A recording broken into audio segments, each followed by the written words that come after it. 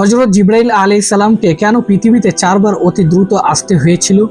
একবার ইব্রাহিম আলাইহিস সালামকে যখন নমরুদ আগুনে ফেলে দিয়েছিল তখন আল্লাহর পক্ষ থেকে হুকুম আসলো, এখন আমার খলিলের কাছে যাও।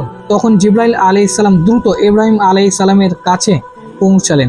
দ্বিতীয়বার যখন ইসমাইল আলাইহিস সালামের গলায় ছুরি বসিয়েছিল তখন আল্লাহর হুকুমে জিবরাইল আলাইহিস সালাম দ্রুত গতিতে এসে ছুরির নিচ থেকে ইসমাইল আলাইহিস সালামকে সরিয়ে দুম্মা দিয়েছিলেন।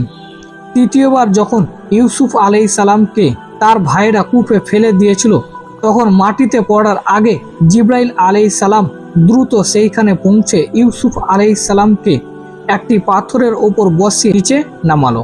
চতুর্থবার যখন হযরত মুহাম্মদ সাল্লাল্লাহু আলাইহি সাল্লামের মোবারক দাঁত কাফেররা শহীদ করলো তখন আল্লাহর হুকুম হলো দ্রুত সেইখানে পৌঁছাও এবং আল্লাহর নবীর রক্ত যেন জমিনে না পড়ে।